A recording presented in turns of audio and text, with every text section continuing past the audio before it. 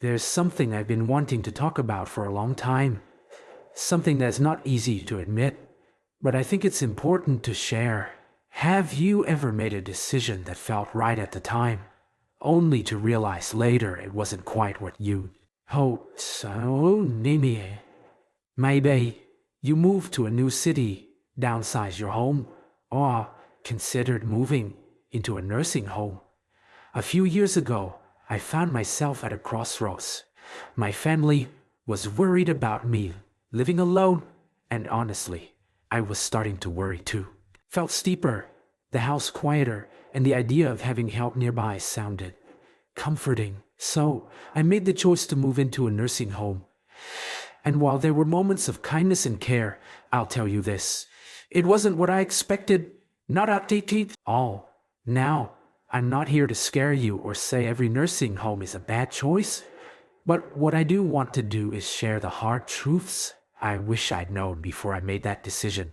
Because whether you're thinking about it for yourself or a loved one, you deserve to go in with your eyes wide open. Let's start with the first truth, the one that hit me the hardest. Truth #1. Independence isn't just a word. It's a feeling. When I moved into that facility, I thought I'd still have control over my daily life. But here's the thing. Routines there aren't built for you. They're built for the system. Breakfast at 7. Breakfast at 7. Oh, right at 9 ma.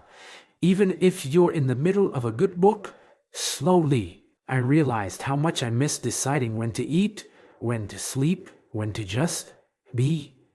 And it's not just the schedule. Something as simple as making a cup of tea becomes a negotiation. Can I use the kitchen? Is there a staff member available to help? It chips away at you.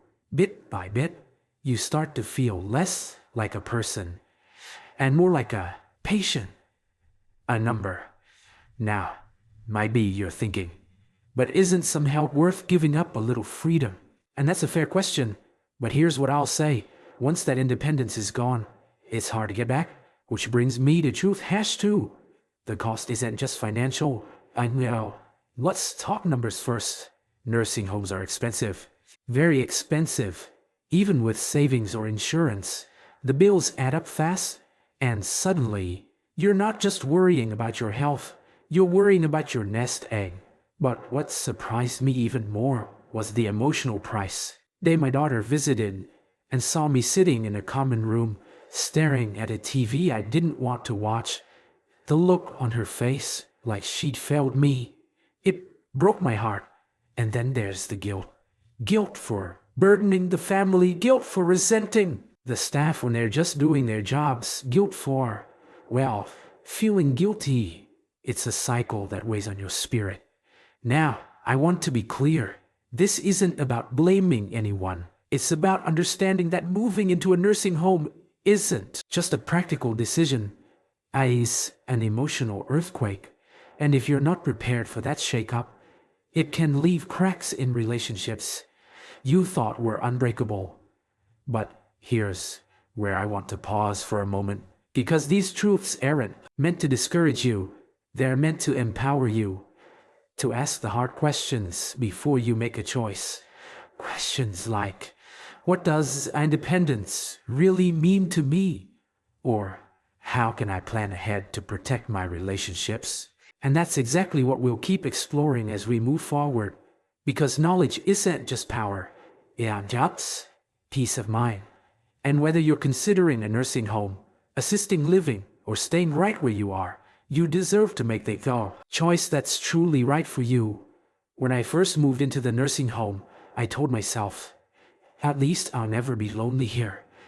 After all, there were people everywhere, residents, nurses, visitors. But here's the funny thing about loneliness. It doesn't always come from being alone. Sometimes it comes from feeling unseen. Truth #3. Loneliness can creep in unexpectedly. I'll never forget sitting in the dining hall, surrounded by a dozen other residents, and realizing I didn't know a single one of their stories. Oh, we'd smile and say, "Good morning," but it was like we were all ghosts passing in the hallway. Everyone was so focused on their own struggles. Everyone painful family calls. That deeper conversations just faded away. And here's what surprised me. I missed the messiness of real connection. The neighbor who popped over unannounced to borrow sugar. The grandkids turning the living room into a blanket fort. Even the quiet moments with my cat curled up in my lap. In the nursing home, interactions felt scheduled, supervised, like friendship was another item on the checklist. I'm not saying you can't make friends there, but it takes work, real work, to build relationships when everyone's fighting their own battles. And if you're someone who thrives on spontaneity or deep talks, that environment can feel hollow, like you're surrounded by people, but still somehow stranded. Truth hash 4, your voice might feel smaller.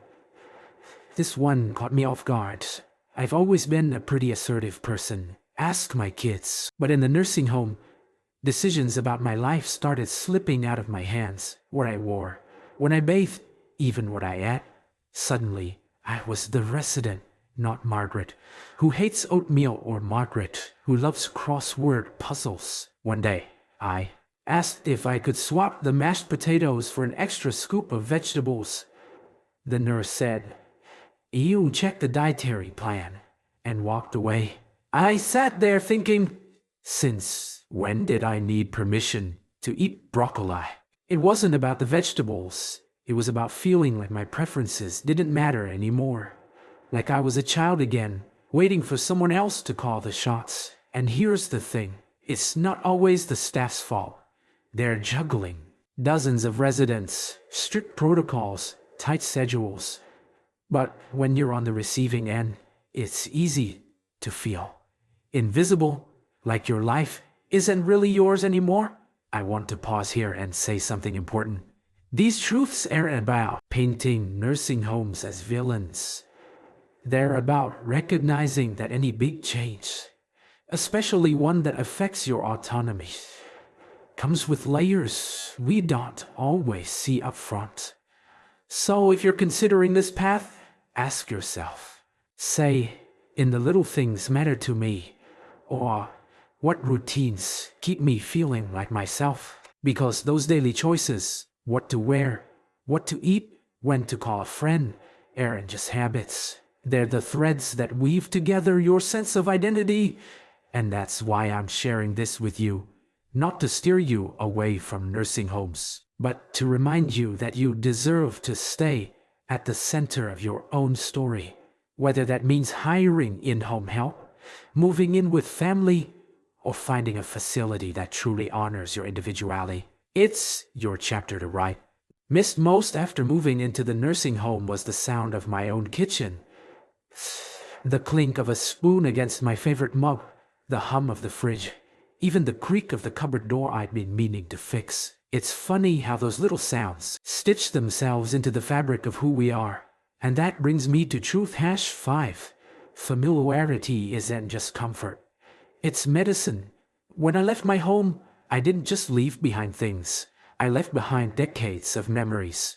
The scratch on the door frame where we measured the grandkids' heights. The window where the morning light hit just right. Even the way the floorboards squeaked in the hallway. In the nursing home, everything was sanitized, quiet, safe, but sterile. Studies show that familiar environments can actually slow cognitive decline and ease anxiety. But more than that, they're anchors. They remind us of who we are, where we've been, and what we've overcome. In a new place, surrounded by strangers, it's easy to feel untethered, like a chapter of your story's been erased. Now, am I saying you should never leave your home? Of course not, but I'm saying fight for what keeps you connected to yourself, whether that's a photo album, a quilt your sister made, or even that chipped coffee cup you've had since the 80s. Those things aren't clutter, they're lifelines. Truth hash 6. The golden years myth can be dangerous. We've all heard it. Retire, relax, let someone else take care of everything. But here's the truth nobody tells you. When you stop being needed, something inside you starts to wilt. In the nursing home, I wasn't Grandma who makes the best apple pie, or Margaret who volunteers at the library. I was a patient, a responsibility, and without purpose, I felt obsolete, like my best days were locked in a photo album somewhere. But here's the miracle. Purpose doesn't retire. It just changes shape. Maybe it's mentoring a young neighbor, tending a garden, or writing letters to old friends. The moment we stop believing we matter, truly matter, is the moment we let go of living. So, if you take nothing else from my story, take this. You are not a burden. You are not a project to manage. You are not a project to manage. Living, breathing story, and every story deserves to keep unfolding. I won't pretend there's a perfect answer here. Some folks thrive in nursing homes. Others find better paths, assisted living, family care, even tech gadgets that let you age in place. But whatever you choose, let it be your choice. Ask the hard questions. Visit facilities at different times of day. Talk to residents when their families aren't around. And most importantly, trust yourself. You've navigated decades of challenges, raising families, building careers, weathering losses. This is just another chapter, and you've earned the right to write it on your own terms. So, I'd love to hear from you. Have you or someone you love faced this decision? What wisdom did you uncover? Drop a comment below. Your story might be the lifeline someone else needs. And if this resonated with you, pass it along. Let's keep this conversation going.